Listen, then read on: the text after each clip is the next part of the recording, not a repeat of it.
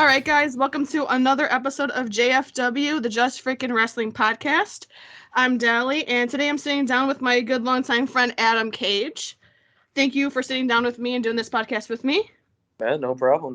Thanks for having me on. We're going to get into almost basically everything, starting from the beginning of his career all the way to today. Okay. So it'll be a treat for the fans at home. Don't get to really see that side of you. Well, you know me. I'm an open book, so I'll talk about anything. So. Well, you know, I've been watching you wrestle for, 7-8 years now? Oh, something like that? Yeah, it's been about 8.5 probably. Almost 9. Yeah, so, we're getting old. Yeah. I feel old, trust me. So the time I saw you wrestle, it was in CSW. It was up in Chicago. Yep. Mm-hmm.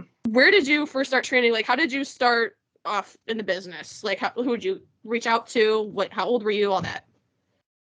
Well, I'll start off by saying, like, as far as like becoming a fan, I mean, I've been a fan as long as I can remember, honestly. Like, it's since like childhood. Yeah, pretty much. Like, you know, my mom. Or if you're like me, you were born into it. Yeah, but I mean, it was kind of different though, because nobody in my family was like, you know, in the business. It was just, you know, my mom was like a really big fan of it. Like, you know, like we had like the like you just saw it on TV and stuff and just got hooked on it. Yeah.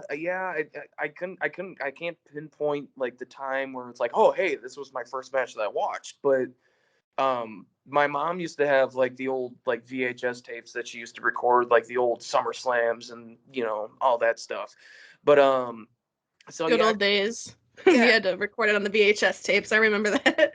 Yeah. So it's like, so like that's pretty much my introduction into it. But as far as like, you know, training and getting into it and stuff like that, I was 18 years old. I just graduated high school, and I just got my first job working on an assembly line, making the car seats for Ford and stuff like that. So a couple weeks into that, I thought about it. I was like, you know what? I could probably maybe afford training depending on how much it is and stuff like that. So you knew before you started that this is something wanted to do.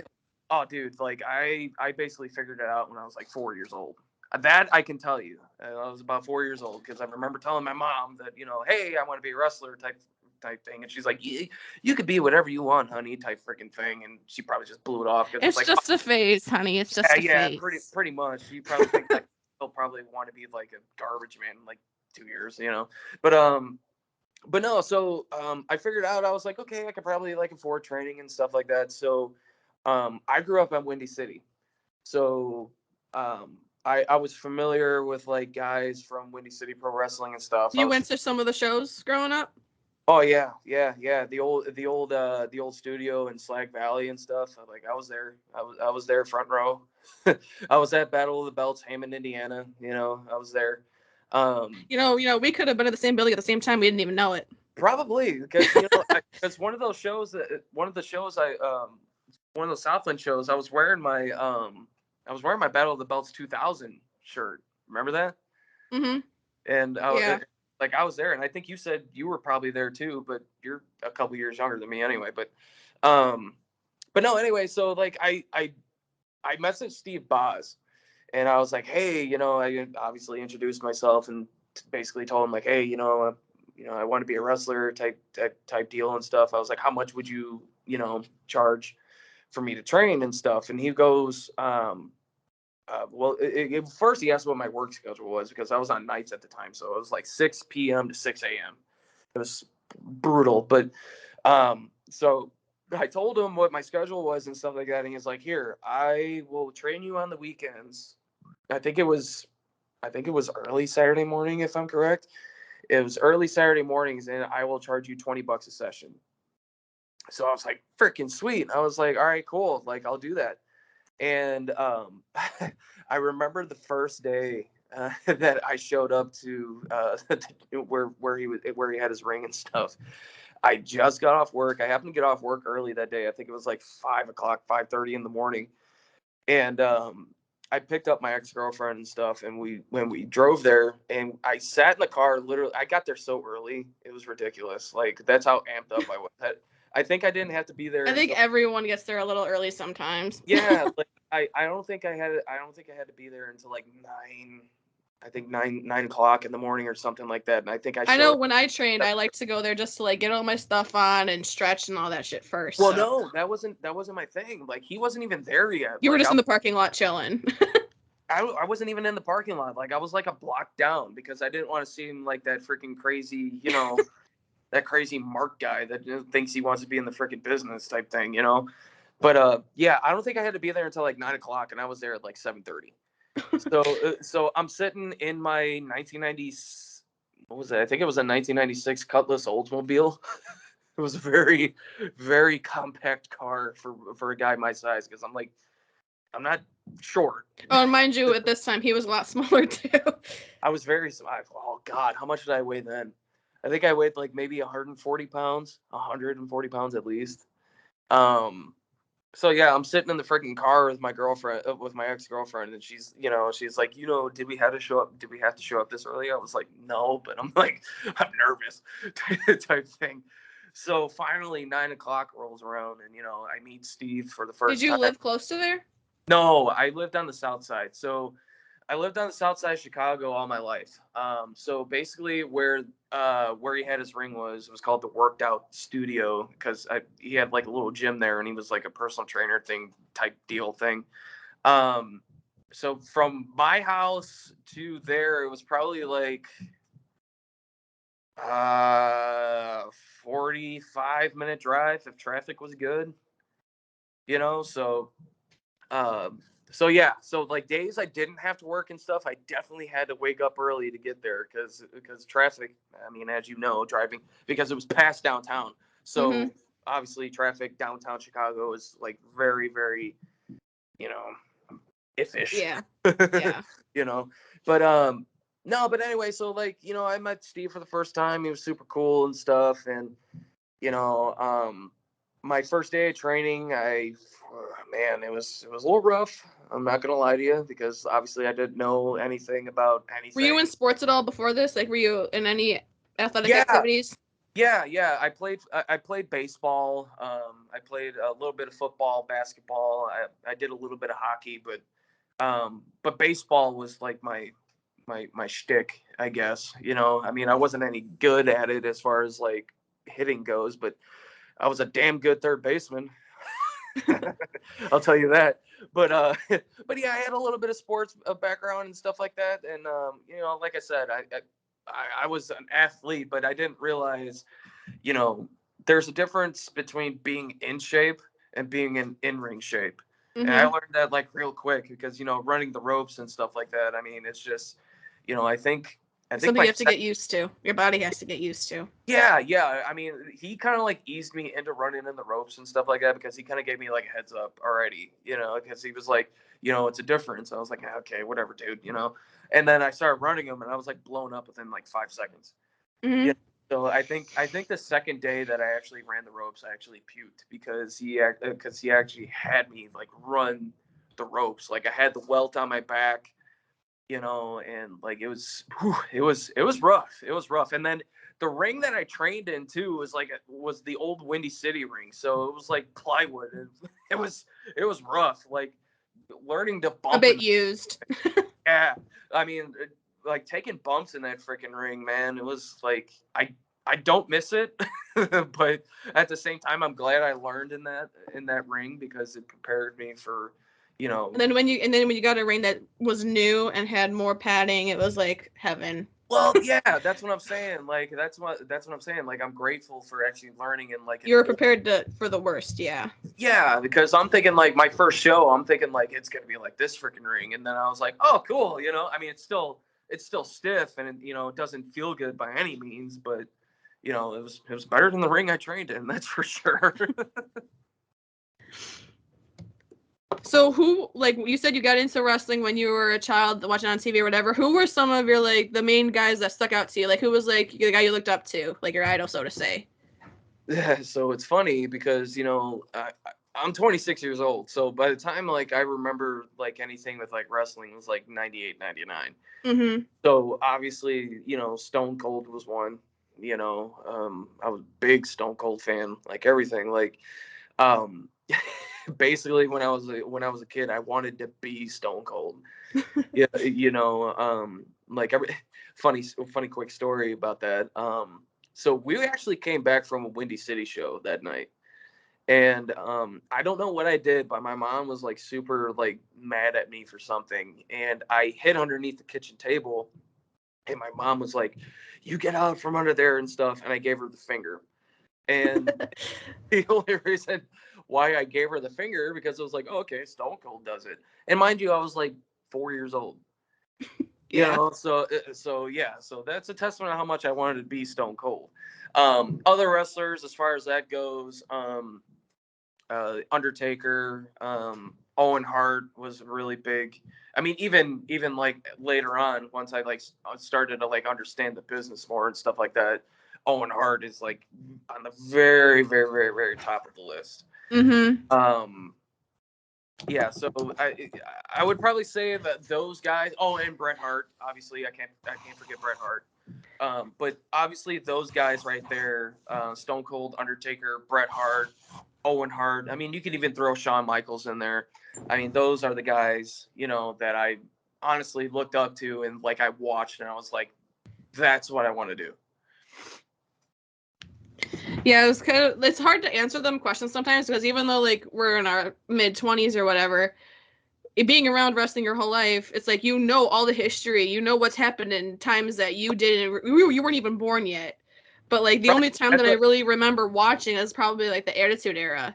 Right. So, That's another thing too. Like if I happen to run into people and stuff like that watched wrestling like pre 1995 when I was born, and I tell them basically stuff that they were like, man, I don't even remember that. Like, how do you know? How old are you? And then like I tell them how old I am. I'm like, and they're like, how do you know that stuff?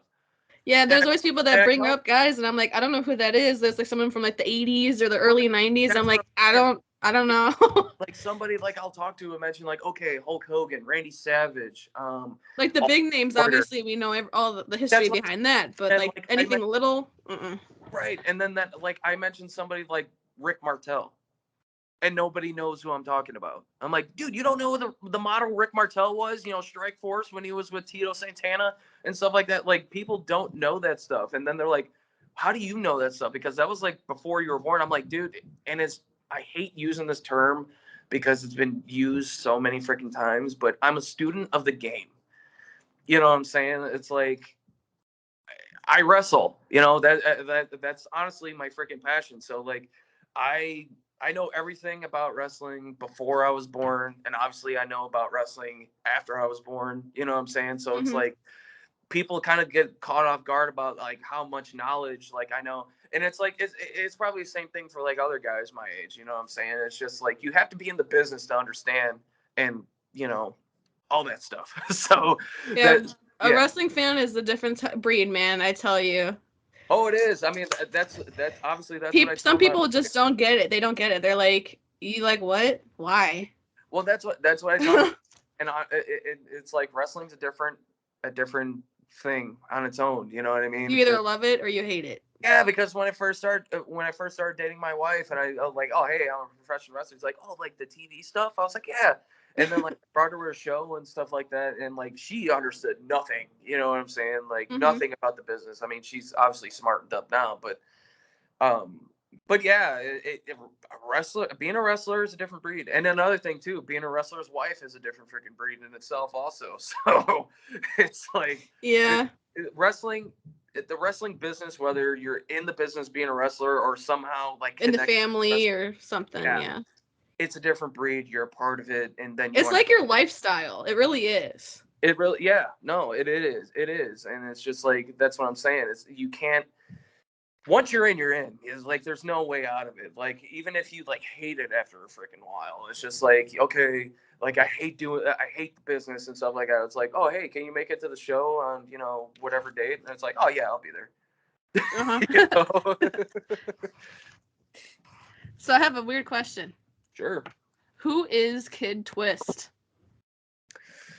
Oh man, Kid Twist from the streets of Southside Chicago. You know what I'm saying? No, so Kid Twist. I can say a lot about Kid Twist. First and foremost, I mean, he's a young, naive kid. Expected everything to be handed to him at that point, you know. No, Kid Twist was my first persona, if you will. How long did you go as Kid Twist for? Exactly, like a few years? Basically, from when I started training, so basically 2013 till 2016, 2017, something like that. It was that long?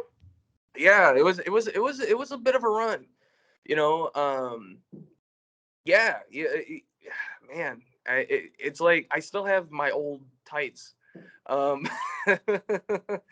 I mean, yeah, like I said, Kid Twist. I mean, that's basically who he was. Like, you know, a little punk kid from, you know, Southside Chicago that. Did you kind of take, like, was that kind of like your personality as a teenager, putting it into a gimmick at that point? The way I grew up, living on the South Side of Chicago, I mean, yeah, that was like a big part of that character because, you know, like the white dude that, you know, was from, you know, the rough side of town. You know what I mean? You know, he thought he was, you know, hot shit. You know, when he really wasn't. you know what I mean? Weighed 100, the most 165 pounds. You know, it was just, you know, but yeah, at that time, that's who I was. You know what I'm saying? That's the other thing too. Like at the beginning of when you asked that question, I was like, you know, he was you know, and you know the fans that watch you today, you know? as Adam Kage, the fans that watch you now in Southland and or anywhere, and all online and everything, they know you as Adam Kage. They probably don't even realize that you had a different.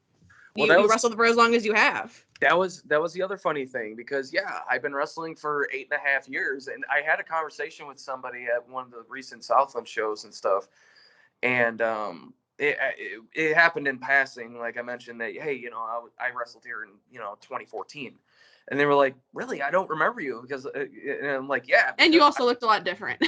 Yeah, I was like, I'm not who I am now, and I also weigh a lot more than what I did then, you know? And they're like, really? Like, who were you then? Like, you know, and stuff. If you weren't Adam Cage, I was like, I was Kid Twist. And then a light bulb went off, and I was like, oh, I remember you now. And I'm like, yeah, you do look different. And then I'm like, yeah, I mean, it's a completely different person character-wise, and it's also a completely different person personal-wise. You know what I'm saying? Because when I was Kid Twist, I expected everything to be handed to me, you know, and obviously it didn't work out that way. When you were Kid Twist, you were in a couple of tag teams, weren't you? I was in a few. I had a lot of tag partners, honestly. Yeah. Yeah, I was trying to go back and think. I'm like, I know the main couple, but I'm like, I know he's had more. I just can't think of who they were. Yeah, no, I some of them I don't even remember. Like the top ones that I remember is Magic Mike Wendorf, Pretty Boy Preston, JW Lovely, And you know, the up and down roller coaster with Mr. Bo, you know. dude, that's a whole. Yeah, we'll get into that. We'll get into that. Yeah, that's a whole other interview in itself. So you've worked with partners and you worked singles. Which one do you prefer? Like, does it depend, kind of? Not really. I mean, because like, you know, either way, like whether I'm in a tag or in a singles match and stuff, I'm going to the ring to whoop somebody's ass. So, I mean, no, it doesn't really matter to me, honestly. It's just yeah, I mean, there's not really a way to explain it, really. I mean, it's just, you know, out of all your partners, did you have like one that you really liked working with the most?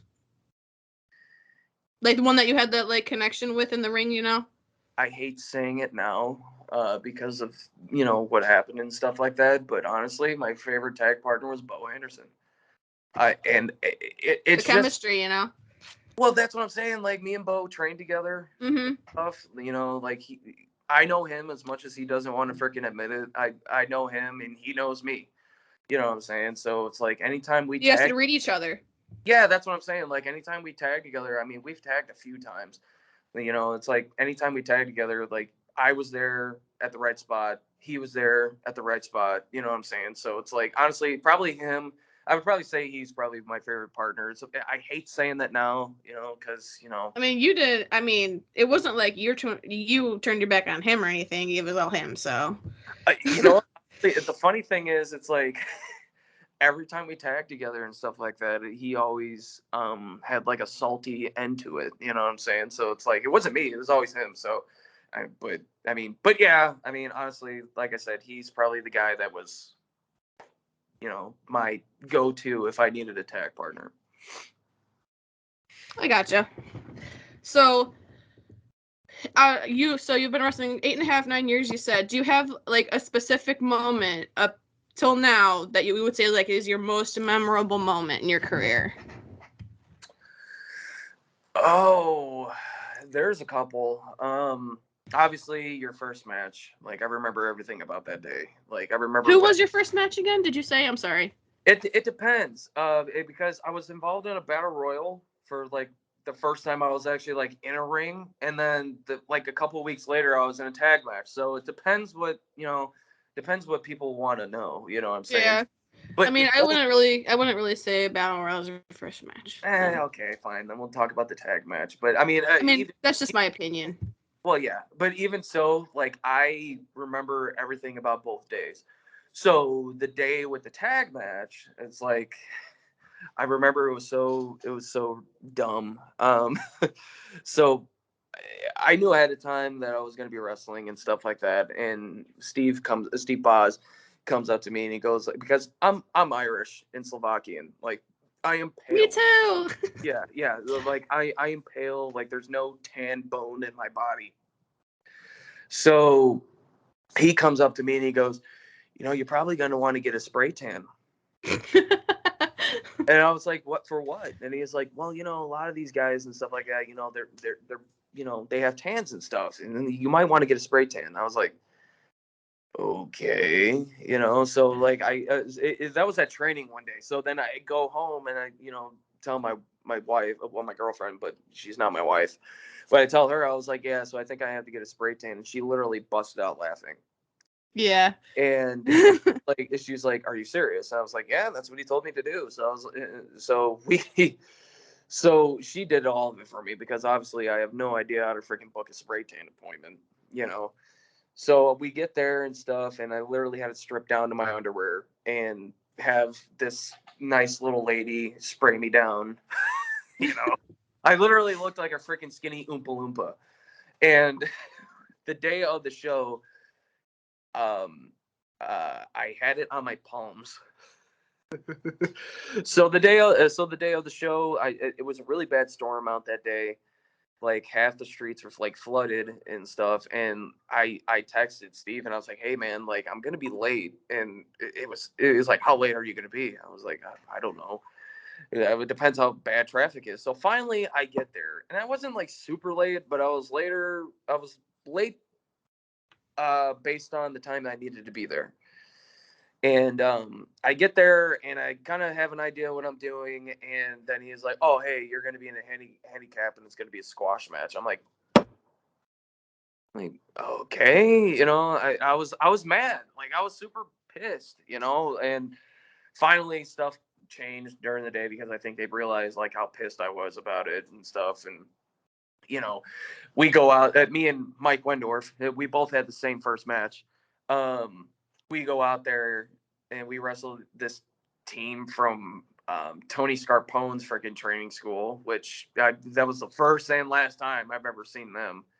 And Tony Scarpone, that's a whole different freaking story. But Yeah. yeah, no, screw that guy. But anyway, yeah, so we get in there and the guy gives me a freaking backbreaker and like basically damn near breaks my back. Oh my you know, god. yeah, it was bad. It was Not the best first experience in the ring, huh? oh the match itself. Like besides that, like the match itself was terrible. Like it was awful.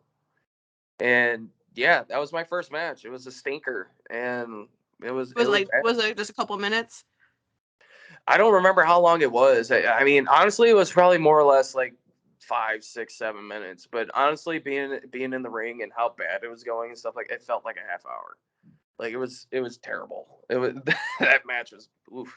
I have that match on DVD, and like every time I happen to run across it and watch it, I'm just like, God, man, that's terrible. And I was Kid Twist then too. I don't think anyone's first match is gonna go perfect. So no, I've seen people's first match go out good. I think it's honestly like the person you work with, but yeah, that's my opinion. Yeah, for sure. So I know you worked for multiple companies through the Midwest. Mm-hmm. In both singles and tag competition, is there any certain wrestler that you really liked working with? Like you had fun with them, you put on a great match, that you could work with them anytime, any day, whatever. There's two people that I absolutely love working. First one is James Creed, for the simple fact that honestly, it was anytime I've wrestled him, I've had a great time. So I mean, there's that. That's kind of like now and stuff like that. And the second one, I guess, is kind of like now too. But another one is again Bo Anderson. I mean, we kicked the shit out of each other in training, and we did it when we did shows and stuff. So I would probably say those two are probably my favorite. I would love to see a guys, Cage and Creed match in the coming future. I expect one in the next year. Oh, me and Bo. Oh yeah, it's gonna be a knockout. No, you and Creed. I want to see another match with you and Creed. Oh yeah. Well, there will be. I mean, he's champ right now. So I mean, James, I'm sorry, buddy, but you're on my radar. If it wasn't for that damn knee, man. That's another freaking thing, man. I mean, that's. And I think a lot of people were surprised to see you come back as fast as you did. I don't think they were expecting, what was it? We were at 4 or 5 months, not even. It happened in April, and I had my surgery in May. So what is that? June, July, August, September, October, November, 6 months.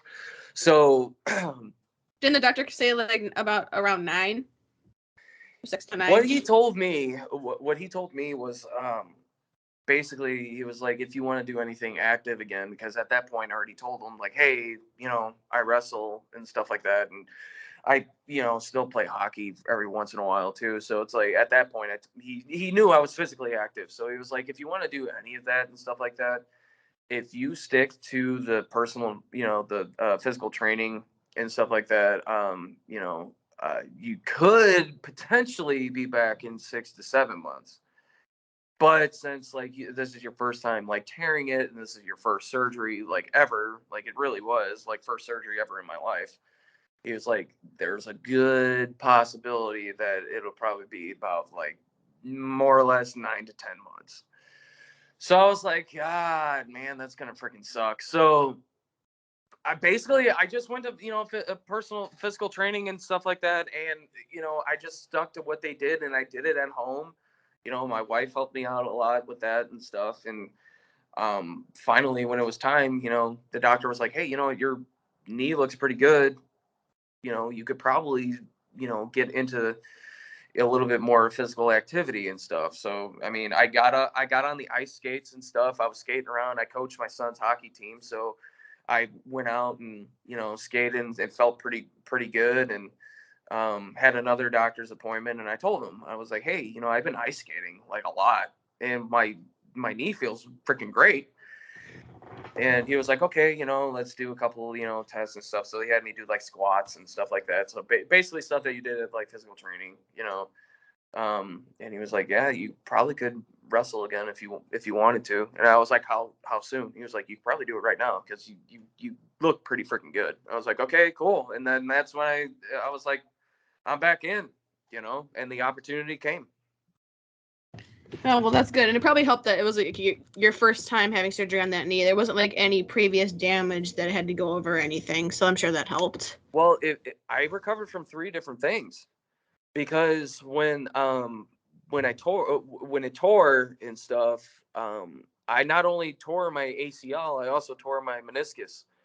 So the doctor, when they were setting up like the surgery and stuff, like they were going over what they needed to do, and he was like, okay, so your ACL is completely torn, like it's bad. Well, yeah, it was bad, but and your meniscus is on the wrong side of your knee, and that's why I couldn't put my leg straight. So he was like, so basically what we're going to do is we're going to move your meniscus back to where it needs to be and stuff. And as far as like your ACL goes, we're going to need to reconstruct your ACL. So we're going to need to take a graft from your hamstring. So they took a graft from my hamstring to reconstruct the ACL. So I'm recovering from three things then. I'm recovering from ACL surgery, meniscus surgery, and the graft that was taken from my hamstring. So Dang, yeah, that's a lot. it was painful. Like the first couple days after surgery, like I've never been in more pain in my life than that. Like it was bad. Like I couldn't walk for 2 months. Like it was bad. I gained a bunch of weight, so it was You're bad. not the only one, buddy. You know what though? I kind of did it myself, honestly, because like when I was sitting on the couch for 2 months and stuff, couldn't walk.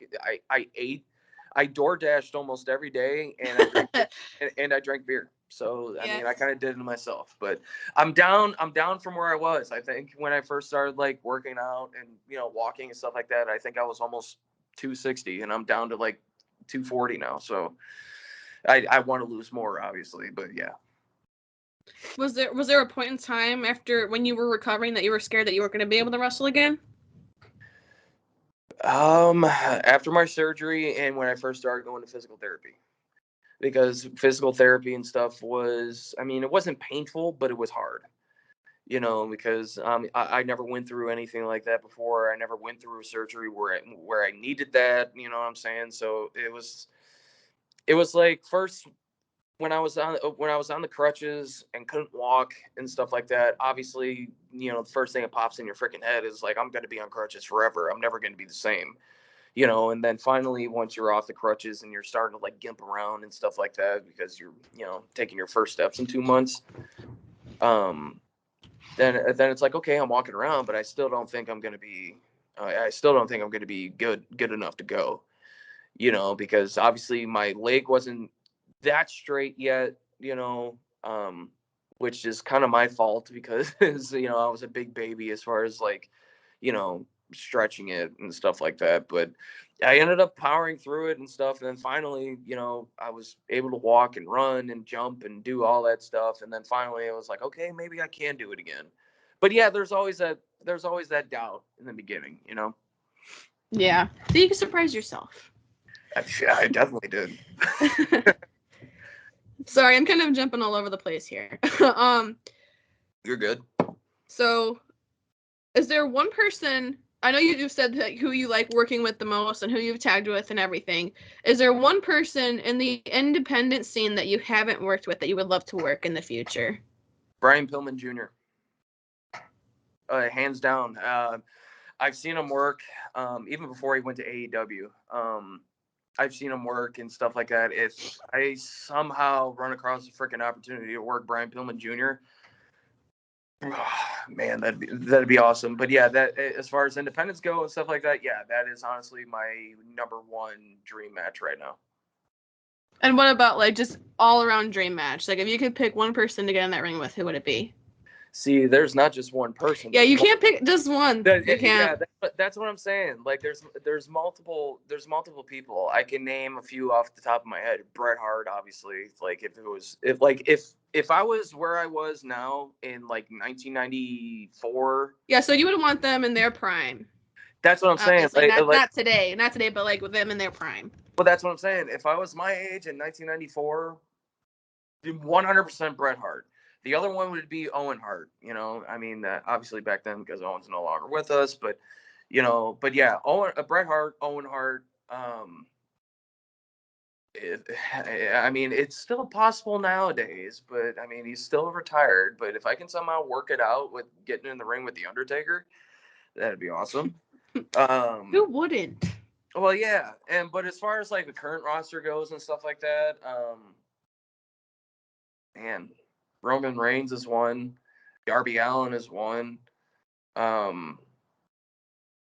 Yeah, I mean, there's so much to mention, you know. Yeah, and especially with having so many different companies around now, there's a bunch of different styles.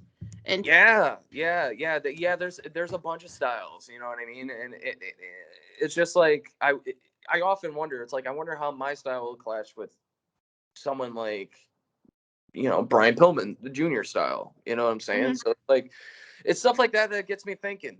Yeah, you know. yeah, it's You like know. it could go either really good mixing the different kinds, or it could go really good or really bad. I mean, you wouldn't know unless you try. You know what I'm saying? And Especially when you throw in lucha or something, it's like.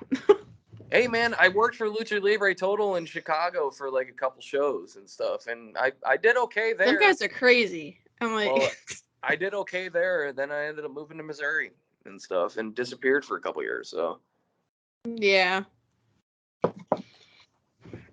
So when you moved, you didn't wrestle at all until you came back to. I did. I mean, when I first moved, no, but after like a year and a half or whatever, that's when I started going to Harley Race's place, because even now I probably live about 15 minutes from, you know, Harley Race's place and stuff like that, and I was super fortunate to meet Harley Race before he passed.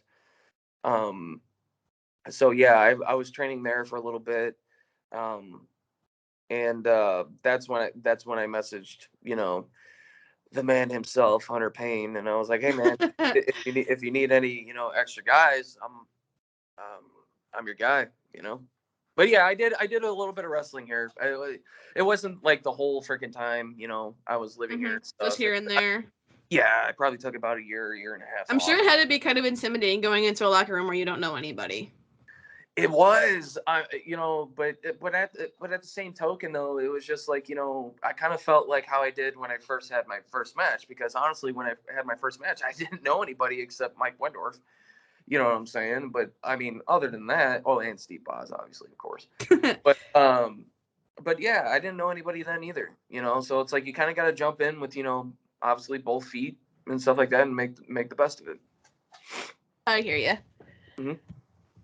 So, pre-match or post-match, do you have like a ritual, so to say? Not really a ritual, but like something that like gets you like pumped to go out.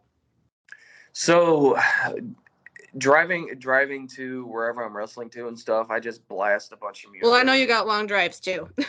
Oh yeah, I do. But no, driving to, you know, the building and stuff like that, I just blast a whole bunch of music. It doesn't matter what kind, you know, heavy metal, classic rock, rap, country. It doesn't matter. You know, I'm usually Country. oh, I love it, dude. I grew up on country music. No, George. I know, but I'm just saying, like, if I want to get pumped or something, heavy metal's the way to go, in my opinion. Like, I'm not saying, Well, but I just don't know how you get pumped to country music. I'm a weird guy. You know what I'm saying? Like, you know, George. We're all Like a little weird. George Strait, favorite artist of all time. Doesn't matter what genre. George Strait is my favorite. Um, but no, like I said, like it doesn't matter what kind of music. Like if I'm feeling it and stuff like that, I'm also a big bass guy. You know, so it's like if I'm listening to like the right freaking hard rock song, you know, it's, you know, that's what gets me going. And then finally, when I get to the building and stuff like that, I stretch. You know, I do whatever I can. And as far as post match goes, I just look for a bottle of water. So Fair enough. Fair enough. So, yeah, I just look for a bottle of water and just sit there and, you know. Do you ever, are you, I mean, I know it's probably the case for most wrestlers, but I know for a fact when I was training, I was my own worst critic. Like, I was nitpicky about, like, every little thing that I did wrong. Oh, Do you yeah, ever, I was the same way. do you ever go back and look at your matches and think, oh, that didn't go the way I wanted it to? Like, oh, but then other people are like, it was fine. You did great. All the time. And honestly, it's like I hate watching my matches and stuff for the simple fact that I know that I'm going to nitpick in something and be like pissed off at myself. And it's like, I could have did that better. You know, like there was before I got hurt, there was like a drop kick I threw and like I did not like it at all. And I was like super like pissed off at myself until like the next show where I had to do a drop kick just to prove that I can freaking to myself that I can do it better. You know what I mean? And that's another thing that a lot of people on the outside don't really understand is how hard training is and how like serious it is. Well, that's like That's another thing. Like anybody that goes like, oh, wrestling's fake. This shit ain't fake, because you got. I want you to take a bump on that mat, see how your back feels. That's what I tell them, because like in that ring, like there's probably about that much thick of freaking padding. Like it ain't much, and under that, you got freaking wooden boards, and the ring itself is freaking steel. So it's like anybody that goes like, well, it's like a mattress. It's got a spring in it. I'm like, yeah, sure. You go ahead and take a bump in it. Yeah, Feel take free. a bump in it. And Get feel body free, slams. and Take an then elbow. Get chops. Anything. It's not. That's what I'm. Oh, it's just not that. But I'm just saying, as far as like taking like a bump in a ring and stuff like that. It's like, okay, take a bump in a ring, and then after you take a bump in a ring, I want you to come up to me, look at me in the face, and tell me that, oh yeah, that was nothing, because it is. And as far as like contact goes too, I mean, there's nothing in there that's fake. It's real contact. Like taking a chop from Hunter Payne, dude. It's one of the painful things in the business. I remember my first chop from him. It wasn't the greatest thing. My chest is still recovering, but still, just like nothing in there is fake. It's physical, and none of that stuff feels good. It also you have to have very good memory, and footwork is a big thing. And that's what I struggled with in training. Was I could understand in my mind how to do it, but when I try to physically do it, it doesn't go the way it's supposed to go. You know what I mean? Yeah, that's what I'm saying. Like it's like telling a story. I mean, everybody says that all the time, but it's true. It's like telling a story. I mean, you got to know what you got to know what you're doing and stuff like that. And if you don't know what you're doing, then the story is going to be absolute garbage. So it's like you got to know what you're doing in there. And like I said, that's why it's called professional wrestling, because everybody that's in the ring has been professionally trained. No one can just walk in and just do it. Yeah, it's not like any average Joe that'll walk out of the street like, "Hey, I want to be a wrestler." It's like, okay, get some tights, and we'll throw you in there. They're not gonna know what to do. Yeah, no. There's so much more to it than people even realize. 100%. So like when you're going into a big match, or you're not even necessarily a big match, but you say you're going up against someone like Hunter Payne or someone along his size, like, are you kind of in your head, like, how are you feeling, like, mentally? Like, do you feel pressure, or are you just kind of just like confident? Anytime I see my name next to Hunter Payne's, I automatically shit my pants. But no, I mean, like, basically, I mean, you kind of want to treat every like opponent the same, you know, because I mean, obviously there kind of has to be some kind of, like, obviously if you're gonna wrestle James Creed, your reaction is gonna be a little different from wrestling Hunter Payne or Tiny, for that matter. You know what I mean?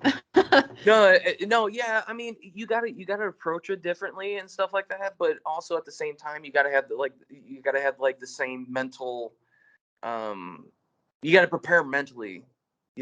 Almost the same. You know what I'm saying? But yeah, if you want to, apples and oranges and stuff like that. I mean, yeah, James Creed and then Hunter Payne. Obviously, that's a different match. James Creed is a little bit shorter than me. Not trying to, crap on you, bud, but he's a little bit shorter than me. Hunter Payne's like 8 feet taller than me. So I wouldn't go that far. he's taller than me, but not 8 feet. you kind of gotta have a different outlook on it, but at the same time, you got to prepare mentally the same way, because I mean, obviously, it's gonna be a great match. It's gonna be a physical match. It's gonna be everything. You know what I'm saying? So it's but styles obviously are different, but it's still gonna be a big match. Yeah, for sure. So, kind of going back to the thing with Bulletproof. Mm-hmm. So, I know we were talking about an up and down roller coaster with the boat. You guys were you were a team, you guys split, you were a team, and then the most recent split at Southland Championship Wrestling. So I wanted to get back into a little bit, like, how did this, like, when you came back to Southland, did you expect there to be Bulletproof LLC? Like, how did that become a thing? Like, so when I came back, I think I came back in, what was it? I felt so bad for you because when you came back to Southland, I felt like you went through like 4 different partners. No one was freaking staying around. You're just like, anybody? Well, that's the thing. When did I come back? I think I came back in like 2017 or 2018. 2018 probably. That sounds more realistic. Yeah, I came back in 2018 and stuff. Yeah, they just threw me in there, random match. I think it was against Sheik and Angus McDuff. I think they were doing like the Unholy Alliance thing, and they put me with Max Blaylock. I was like, okay, cool, And, I don't even remember that. I guess it was a thing yeah. too. Well, I remember it because that was another memorable moment because I came back, Yeah. and yeah, it was just like a random match, and Yeah, I know you had Andy Black for a little bit. I know you teamed with the late Austin Fury for a little bit. That just kind of got thrown together, honestly, like just me and him, because I that You guys looked the part though. well, that's what I'm saying. That year I came back, like I was Adam Kage, like I was, Did you come back as Kid Twist at first, or were you just Adam Kage straight off no, the bat? I came back as Adam Kage. I came back as Adam Kage. I kind of grew away from the Kid Twist thing because it was like, okay, like where I was at in life at that point, it didn't register with what Kid Twist was, because when I was Kid Twist, I was a different person. Mm-hmm. Just like when I first became Adam Kage, I was also a different person when I first became Adam Kage as to where I am at now. But at the same time, I'm also the same guy, if that makes sense. You know what I'm saying? You're the same, but you're not. Yeah. So Different attitude.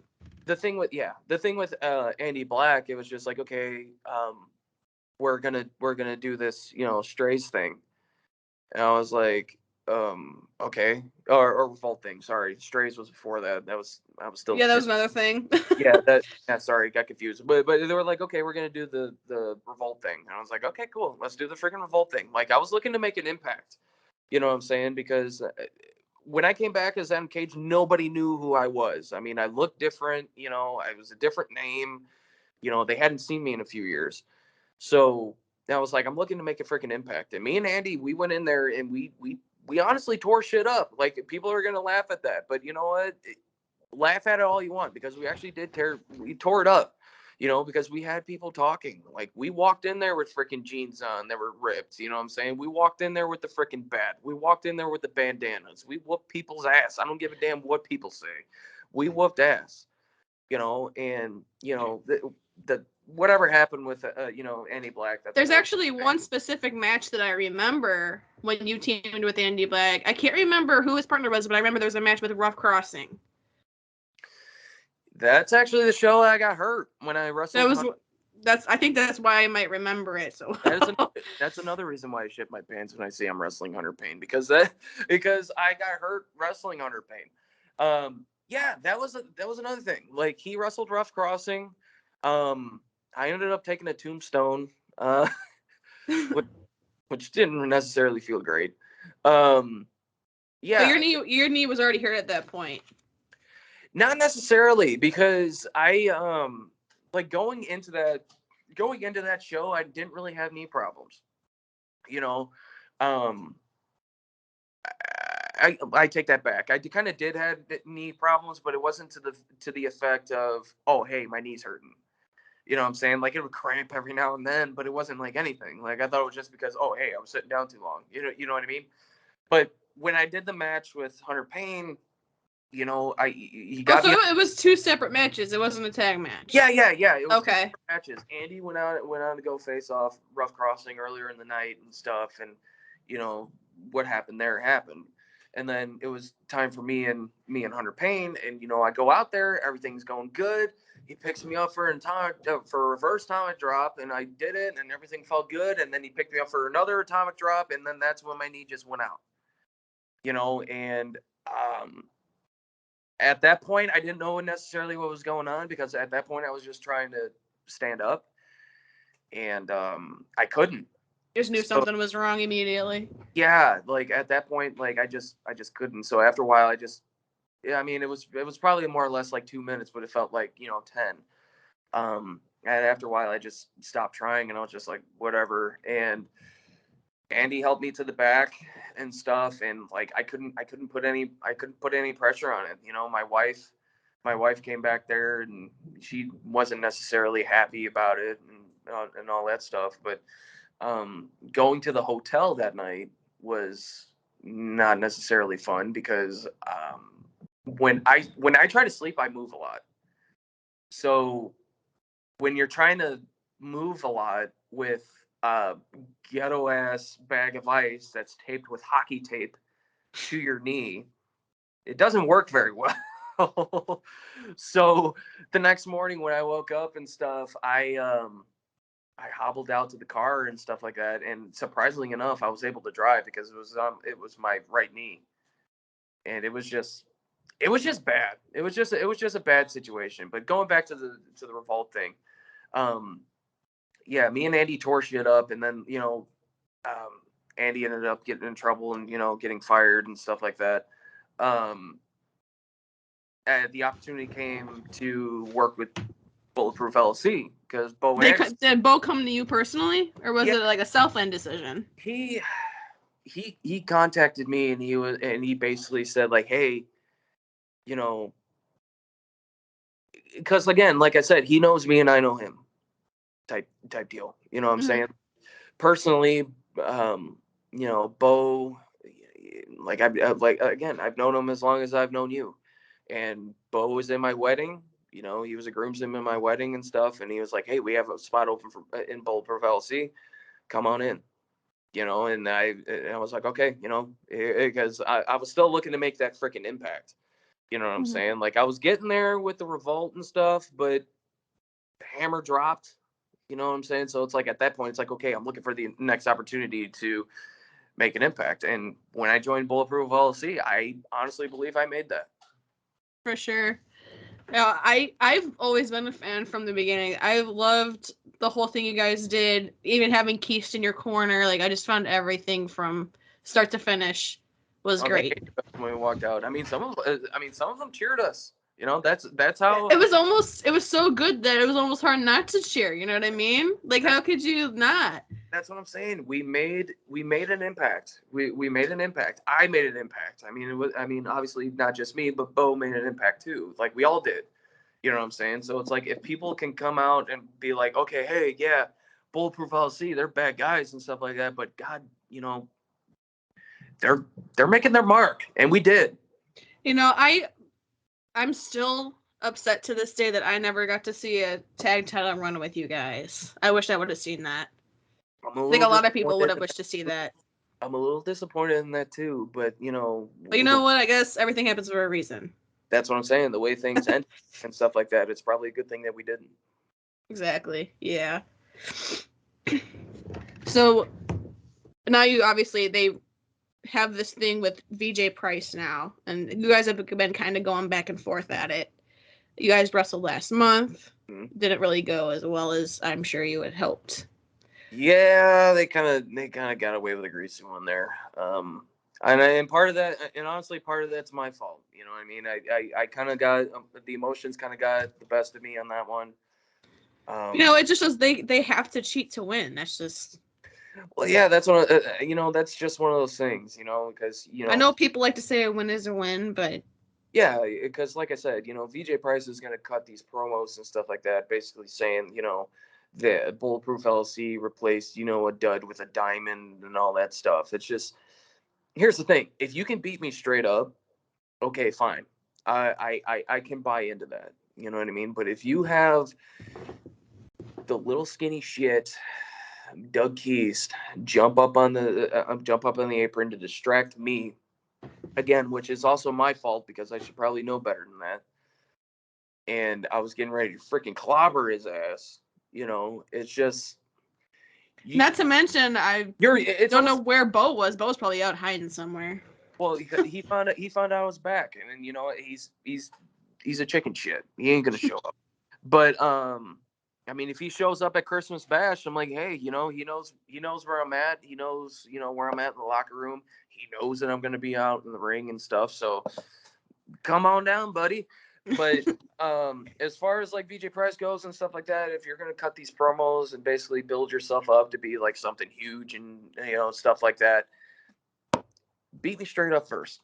And then when you beat me straight up, then I can buy into it. But until then, I'm not buying any of this shit. Yeah, I don't think anybody is. If you are, you kind of. Yeah, that's what I'm saying. You get an opportunity to join a faction that's made its mark and stuff like that. You basically get it freaking handed to you when you haven't done a damn thing. Like Nothing. I've only had one interaction with VJ Price prior to this, and it was a triple threat match between me, him, and James Creed. And I whooped his ass then. I whooped his ass then. And then he's gonna stand there and say and act like he's done something. He hasn't done jack. I personally think, maybe you should just stick to singles, man. At this point, I'm all for that. If somebody wants, it gives you, everyone needs their time to shine. You know what I mean? My thing is, it's just like, if somebody wants to come and be behind me and stuff like that, help me out and stuff like that, I'm all cool with that. And certain people have a problem sharing the spotlight, so. Well, that's what I'm saying. But it's just like, it's not. My thing is, it's like, okay, I'm cool with you helping me out and stuff like that, but I'm also not going to be the freaking guy that goes like, hey, let's go to dinner together. Let's have a beer together. You know what I'm saying? I'm not that guy. If you want to help me out, cool. I appreciate that. But I'm not going to be your best friend either, because at this point, and I'm not trying to go. You can't get too comfortable because you can't trust anybody in the business anymore. Well, that's what I'm saying. I'm not trying to go mainstream with it because it already's been done and somebody's already said it and stuff. But don't trust anybody, And that's kind of like where I'm at right now because I let my guard down with Bulletproof LLc because I felt comfortable and I didn't think anything like that would happen. And sure enough, it did. And I'm at where I'm at now. So we talked a little bit about the Genesis Championship in your future. So would you say that's like a main goal in your eyesight right now? Or do you have a bigger goal, something else you would like to accomplish? Obviously I would love to be, a heavyweight champion and stuff, but I got to take one thing at a time. You know what I mean? I can't just, especially with me just coming back and stuff like that. I got unfinished business to take care of. Mm-hmm. I got to deal with Bulletproof LLc and stuff like that. And then after that, then maybe I'll start working into like the Genesis or the heavyweight title type thing, but like I said, I appreciate. Here's the other thing with James Creed. It's just like, me and him had our, differences and stuff, but he was there when Bulletproof LLc jumped me. You know what I'm saying? And if he's willing to put that aside and stuff like that, I could respect that. Because I wasn't necessarily the greatest guy around then. You know what I'm saying? So it's like I can respect that, and I can appreciate that. But the thing is, it's like he's holding something that I can potentially take from him. So obviously he's on my freaking list. Like, I get it, I respect you and stuff like that, but you're on my list. Same thing with same thing with JPH. I never really had a run in with JPH. You know what I'm saying? I can't really, be, bitter towards him because honestly, like, I never really had an interaction with him. But honestly, like, he's on my list because he has something that I want and he has something that I could possibly take. So I don't necessarily have set goals, but it's basically one step at a time. I'm dealing with something else right now, and then once I'm done dealing with that, then there's a possibility that I can go after a championship. I would love to see that. And it's not even saying that like JPH or James Creed aren't worthy champions, because they are. They're both very great workers, they're great wrestlers, they're talented.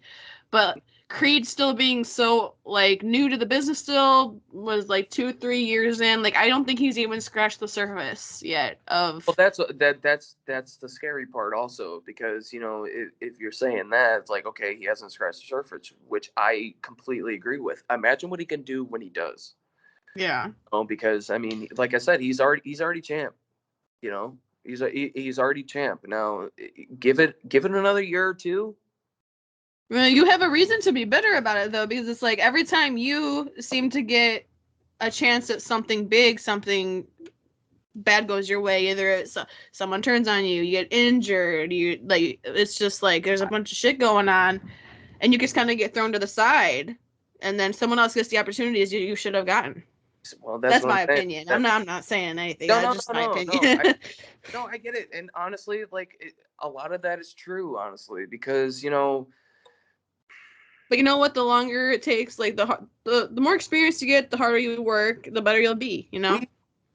here's the thing. We all know who's, we all know who's, yeah, excuse me. We all know who's, Yeah, keep drinking that Bush. it's Bush Light. I switched to Bush Light. It's not Bush anymore. This podcast is not sponsored by Bush Light. No, it's not. And you know what? Honestly, I have to restock the fridge and stuff. And I switch off every month, so it's like I can go to the store tomorrow, and then all of a sudden, like, oh hey, um, Coors Light seems good right about now, and But I don't anyway, mind either one. right. But no, my thing is, it's just like getting certain opportunities and stuff like that. I hate to freaking say it and stuff, but I don't kiss ass. You know what I mean? I'm not. Don't get me wrong. There's guys around and stuff like that right now that do not. They deserve everything they got. Mm-hmm. But there's certain people that lick a lot of ass that get opportunities that they don't necessarily need or deserve in that aspect. I've been back for how many years? Almost 3 years now. So the most opportunity I had was at the tag titles. Not that I'm shitting on the tag titles, but the last time I had a tag team title match was 2 years ago. So which means the last time I had a title itself. Didn't you have a Genesis title match? Was it Sheik or something you had a match with? Or was it Jake? I don't remember who it was. That was before the title match, the tag title match, I believe. Okay. Yeah. So even so, it's been 2 years. Yeah. So it's like, I mean, I got my shot, but ever since then, what have I gotten? You know what I'm saying? I mean, like I said, I'm happy where I'm at and stuff. I'm happy that I'm back. I'm happy that I'm doing, but obviously I want a piece of the cake too. Obviously, and you could everyone can see your dedication. I mean, you freaking drive from Missouri to go to an indie show every month. You know what I mean? You know what? That's the other thing too. Like, I appreciate everybody that's messaged me like after my surgery and stuff, and checking in on me. And then after my son was born last month and stuff like that, I appreciate everything like that. So it's like that type of stuff and that type of support keeps me going. You know what I mean? So I totally appreciate everybody's support and stuff like that. And that's one of the main reasons why I do what I do. Yeah, for sure. It's just about your passion and your dedication. It's not even necessarily the outcome most of the time. Like, yeah, having the outcome and getting a little bit of a reward, there's nothing wrong with that, but it's all your love for it, Sure. Yeah. Yep. I 100%. Yep. So we talked about the ups and downs of the indies and the locker room, like the training, the working and everything. So like, what would you say is the biggest challenge overall being a professional wrestler? Like, if you understand what I'm saying. I mean, there's a lot. I mean, the pain and suffering and the blood, sweat, and tears that you endure and stuff like that. I mean, it's tough then, because I mean, you go through a lot of pain. And there's a lot of people that quit after a few weeks and they're like, yeah, I'm not up for this. I know, but but if you do it for for example, as long as I have 8.5 years, or somebody that's done it for 15, or somebody that's done it for 30, it takes a toll. It takes a toll on your body. You know what I mean? So it's like staying away from pain pills and stuff like that. That's also a challenge. That's not something to be, wanting to get into, you know what I mean? So it's like staying away from that type of stuff. I mean, that's a challenge. The road is a challenge, travel's a challenge. Being recognized and stuff like that, as far as and being married in the business and stuff like that too is a challenge, because I mean you're gonna run into somebody that doesn't care. You know what I mean? And it's gonna for me it's not, because all I gotta say is like, hey, I'm married. You know what I mean? But for some people the temptation is real, and I've seen it. You know what I mean? So that's also a tough challenge. There's a lot. You know what I mean? It's tough to actually pinpoint what the toughest one is. Especially for me. But there's a lot of stuff that that's tough. Yeah, you're like probably the one of the most go with the flow guys I've ever met. So You know what? The thing is, it's like I'm not always like that. You know what I mean? Like there's days where I'm tired and don't want to deal with anybody. I mean, not to say that I'm an asshole or anything like that, but I think everybody has those days, But during the revolt days and stuff, personally, I was in a dark spot.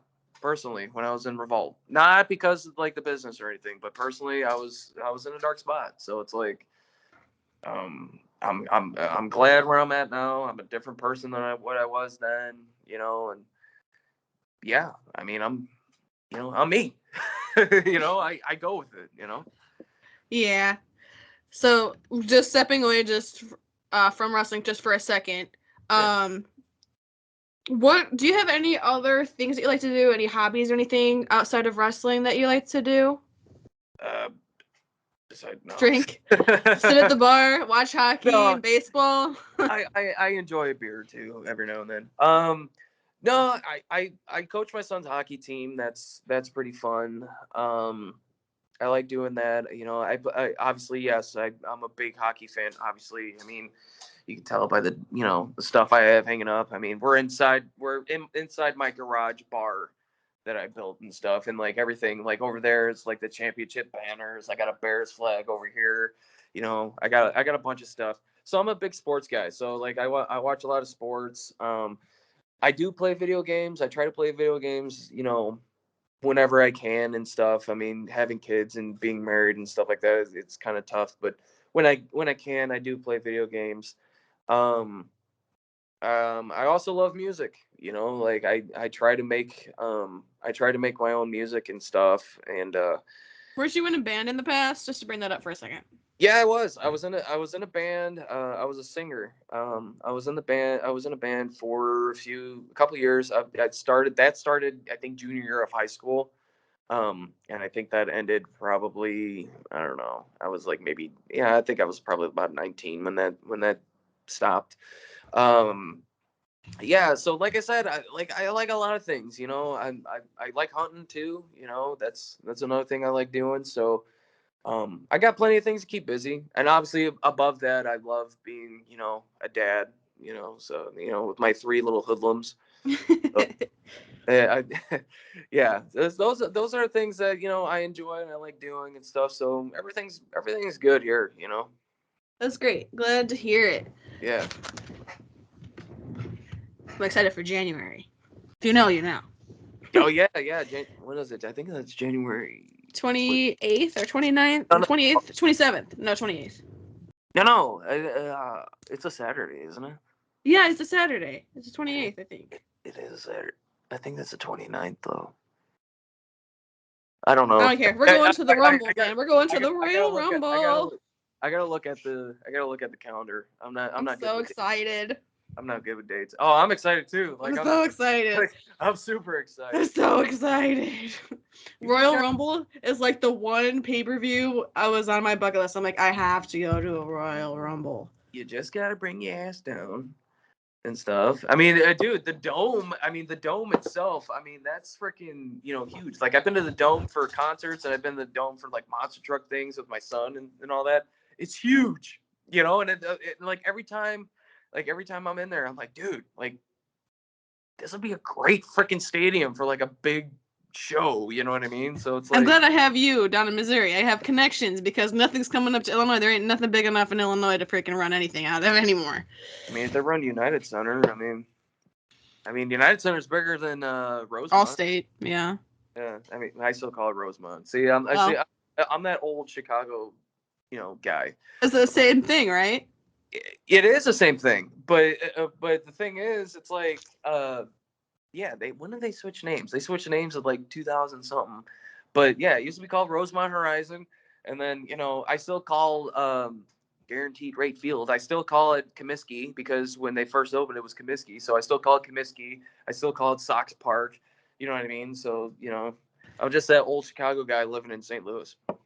I wonder how many people drive past your garage and think, oh man, I've had a couple people walk past my garage and be like, "Hey man, you really from Chicago?"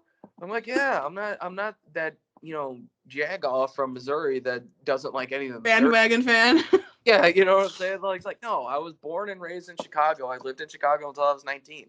So it was like, one guy actually did walk past here and he was a White Sox fan, and I was like, dude, come over and watch the White Sox one of these days. I mean, obviously you can't watch them now because it's wintertime, but yeah. One word to describe Adam Kage. Or two. I'll give you two. Okay. I was gonna say asshole. No. No. Right now, I would probably say hungry. I would probably say hungry because now that I'm back and stuff like that, I've been wrestling since I was 18. And I'm 26 now, and I haven't held the championship yet. So it's like at this point, like I'm more hungry than ever to actually like achieve that. I'm hungry to achieve the exposure and the recognition for what I do in the ring. Like I said, I mean, I'm more hungry than ever than I've ever been. This goes back to even when I first started. I was passionate about wrestling in the beginning and stuff like that, but I don't think I had that drive when I first started as I do now. Because I mean, we're balls deep in this now. You know what I mean? So it's like people know me. They know who I am now. It's like I want to accomplish stuff so that people that have invested in Adam Kage and stuff like that can be like, oh hey, that I've supported that guy from day one. I'm proud of that guy. You know what I mean? Because that's another thing. Once you're in it and you don't have too many supporters and stuff like that, when it comes to achieving your dreams and stuff like that, any support that you get, you appreciate, and you want to prove that, hey, them supporting me, they were right about me. You know what I mean? It's just it's weird. It's just like there's always something that people people proud. see in you that you don't see in yourself. That's what I'm saying. It's like people that's another thing too. It's like people want to, people see things like, hey man, you're awesome. You know what I'm saying? But at the same time, it's just like, I don't view myself as awesome. You know what I'm saying? I view myself as a person that's trying to still make a name for himself and still trying to climb that freaking ladder. Whereas like it happened last month when I came back and stuff like that. Like somebody came up to me and they were like, "I'm so glad that you're back." Like you're awesome. You're one of my favorites and stuff. And it's just like in my head, it's like obviously physically, I'm like, "Thank you." You know what I mean? But in my head, it's just like, why? Because I feel like I haven't gotten there yet. You know what I'm saying? And I just say I'm so proud of you because I've been watching you since you started. Yeah. And like when you came to Southland, the fans' reaction to your first day back to basically being crickets and then having the most recent return after your injury and have the roof blown off Shabance. I was like, oh, yeah, that's crazy. that's another thing. It's like walking out there as Kid Twist and stuff like that. Nobody really like, yeah, whatever. Is fucking. Who's this kid? And then coming back, last month and stuff like that, where I probably received the biggest ovation I've ever received ever. You know what I'm saying? It's awesome. Like it honestly gave me goosebumps just now talking about it. Even watching it back, it was surreal. Just to think like, hey, they know who you are, they want you here, and they care. Whereas where it was like Kid Twist, it was like, okay, nobody knows who this guy is. Who cares? Okay, oh, he lost. All right, whatever. You know what I mean? And yeah. And let me say real quick too, that's another thing that I am super appreciative towards Southland for, is giving me a chance to come back. You know what I mean? Because anywhere else that I went, didn't really want to give me the time of day, didn't really care. It was just like, okay, guy's just taking space up on the freaking card. He lost, big deal. We're not going to freaking pay him. Nobody cares. Coming back to Southland and stuff like that, man, I mean, this last whole freaking run, like where it was by myself with the Revolt, with Bulletproof LLc till now, it's been super fun. I'm enjoying myself. I love coming to the shows. I love doing High Voltage, which you should check out on YouTube. We're gonna get to that in 1 second. Yeah. But I just wanted to say something really quick. If you want to support Adam Kage, or you want to support JFW, you can go to tpublic.com, search JFW, or search, is it Adam Kage? Yeah. Adam Kage. You can get merch there, not just shirts, but for us, you can get basically anything if you search it. So go to TEEPUBLIC.com and search JFW, and also check out Adam Kage's gear. Yeah. I mean, they're there. I mean, we have plenty of stock. And if you want, I have a box in my trunk. I was just about to say that I have a box, and I just remembered that you left it. Yeah, I did leave it. But you know what though? I had a freaking drive. You had other priorities. You had a baby too. And I also wanted to not be the freaking guy that was like, okay, I have to leave and freaking drive back to Missouri. I'm taking all my merch so you can't buy it. You know what I mean? It's like, but I go to Pro Wrestling Tees. Go wherever. You can get my shirts. I have 4 of them up. Whichever one's your favorite and stuff. Oh, is it Pro Wrestling Tees? I thought you were on TeePublic too. My bad. No, I'm on Pro Wrestling Tees. I probably should get on TeePublic though. So my apologies. Don't search Adam Kage on TeePublic. Go to search Adam Kage on Pro Wrestling Tees. But I'm not sponsoring. You're good. I mean, honestly, you can even personal message me and stuff, and I honestly could send you a shirt. Even and if you're ever interested in watching matches, Southland post matches from all the time, every week, right?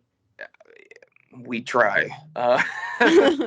The power outage down here last week with that tornado and stuff like that kind of put a wrench into plans, but yeah, normally it's every week. But yeah, Southland Championship Wrestling on the YouTube let me say that again. Southland Wrestling YouTube channel. Please subscribe to it. Go view the matches and stuff. This Friday we're putting out the High Voltage show. If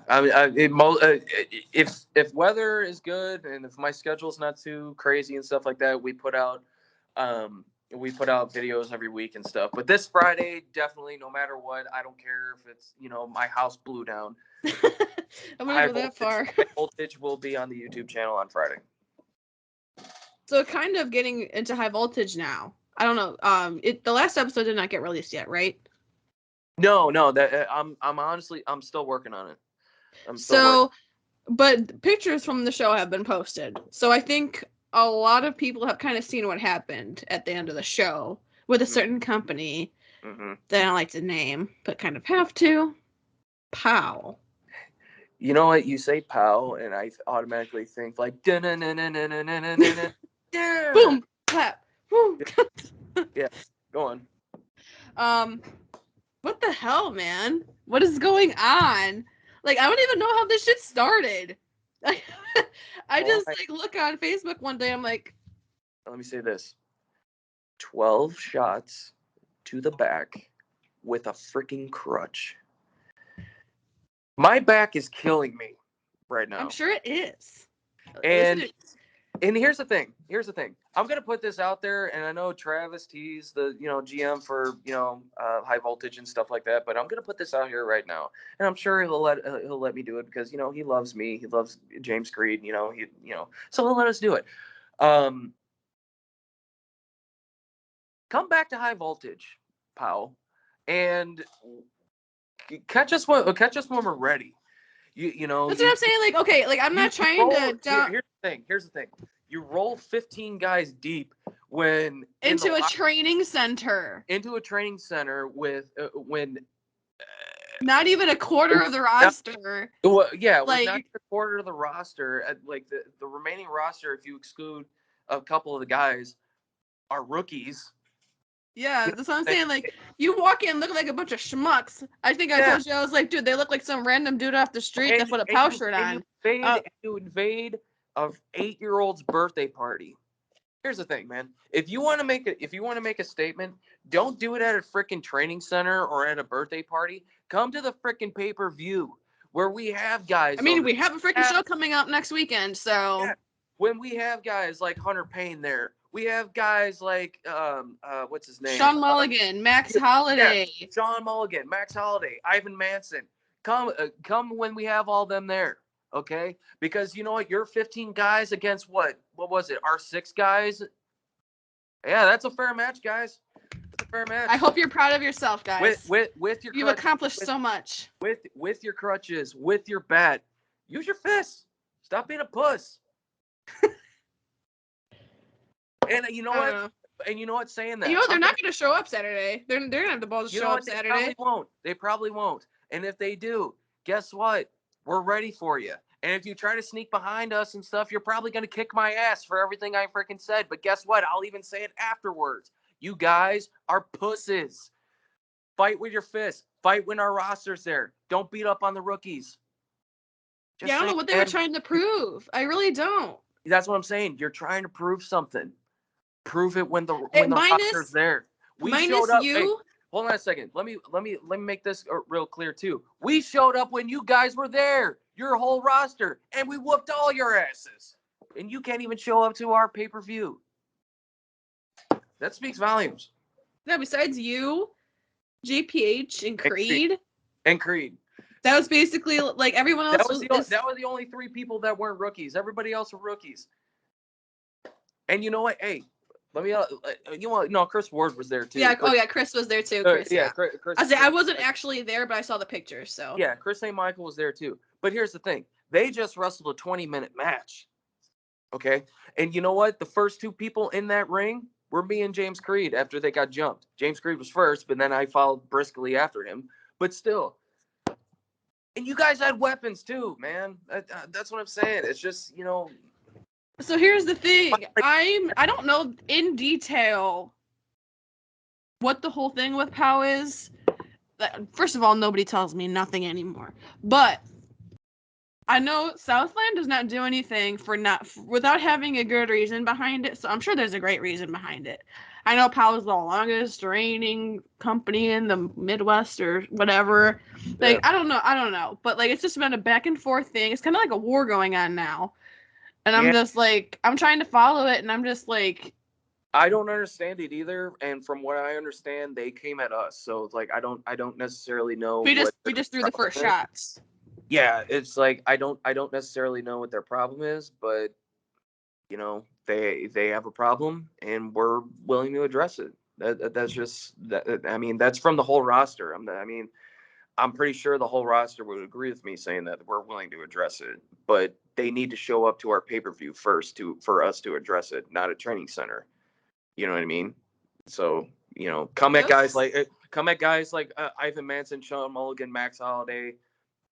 Come at guys like that, and see what happens, because I guarantee you it won't be the same outcome. Yeah, it's just what blows my mind. Like, I don't like. And like I said, they can come to High Voltage again. And you know what? We'll put them in matches. Bring it. We don't care. Do it. We're waiting for you. We were prepared last month. They never showed. So. No, they didn't. That's what I'm saying. If we invade your show with your roster there, and we kick your roster's ass, and you don't have the balls to show up to our pay-per-view last month, but you show up to our training center, good job, guys. Sorry, my Band-Aid. Yeah. No, you're all good.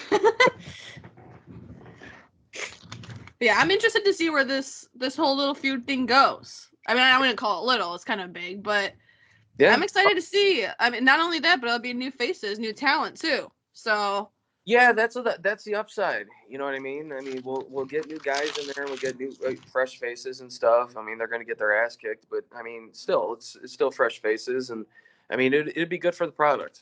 You know, that's the one thing I actually take away from that is like we'll have new people. Yeah. It'll be good in the long run, hopefully. I just hope it doesn't get too crazy. Yep, 100%. We don't need anyone else getting put out. We don't need anyone else. No more. Yeah, right. Yeah, no, we don't need. There's been so much drama and crap for the past couple years, and especially like before the COVID thing started, and it's just. Can we just? Oh, wrestling is wrestling. Let's just enjoy it. Right. Yeah. No. Yeah. It's like I said. I mean, my thing is like I'm just like you said. Like I'm like the most go with the flow guy that there is, and basically that's what I'm doing. Like I'm just going with the flow, and whatever happens. Like I'm prepared for it. You know. And just one more question for you before we. Oh, I didn't realize what time it was. I apologize. No. Man, you're good. I mean. What advice would you give to someone who wants to be a pro wrestler, someone that had shared the same dream as you? Ooh, man. Honestly, don't quit. Don't quit, and I should preach what I should take my own advice. Anyways, yeah, right? I mean, that conversation. No, but I'm saying like, don't quit and don't expect things to be handed to you, because that was like the worst thing that I ever did was expect things to be handed to me. Because I'm not trying to interrupt you here, but like it just seems to be like most of the time the people that get the stuff handed to them, they don't really realize it, and they're not even nearly as good as they think they are. Well, that's another thing too. Like that I'm grateful for, because nothing was handed to me. Like I'm super. You worked for what you got. Yes, and like I said, I hate the fact that I went into the business expecting like handouts and stuff like that. Because honestly, like my first year in the business, I thought I should have held the title then, and I was nowhere near ready for that. You know, so it's like, don't quit. Don't expect things to be handed to you. Work for what you get, because if you work hard and you train hard and stuff like that, stuff will start coming to you. You know what I mean? Like, for example, JPH. You know what I mean? He's world champion now. When I came in, he wasn't champion at all. You know what I mean? And I seen him work. He fought his ass off for that. That's what I'm saying. I seen him work. I've seen him train and stuff. So it's, you know, he earned his spot. You know, I mean, he's a natural talent, man. Yeah, absolutely amazing. Just keep your nose. Keep your nose. Keep brown noser. Yeah, keep working, keep doing your thing and stuff like that, and keep working hard, because again, like I said, once you work hard and stuff, everything that you want, you'll get. And that's it basically. You know, just keep working. I believe in you. Your time will come too. I'm hoping it will. Man. I know it will. Like the train is running, you know, and it's just whew. Now you haven't you're 26, you're at your peak right now. I'm 26 and I feel like I'm about 76. mainly because my back feels like hamburger after that POW incident. But other than that, yeah, I mean, like I said, I'm hoping it comes soon. But again, you know, I'm taking one thing at a time. I got one thing in front of me right now. That's Bulletproof LLc, and I'm gonna deal with that. Okay, well, we look forward to seeing you next week at Southland's Christmas Bash. Excited to see if Bulletproof shows up. Bo shows up, for that matter. Hey, you know, if he shows up, I'll be happy to challenge him. if he's up for it. That's if he shows up. You know. Yeah, if it's a big if. Well, because he's a chicken shit. You know, he's always been one. So we'll see what happens. I mean, if he does, he does. If he doesn't, then I'm not surprised. I wouldn't be either. I don't think anybody would. But you know, Keith will be there, sticking his nose in places that don't belong. Not wait till I get my damn hands on him. But you know, that's another. He's lucky he's fast. He's fast. I mean, did you see how fast he ran out of the building when I got my head shaved?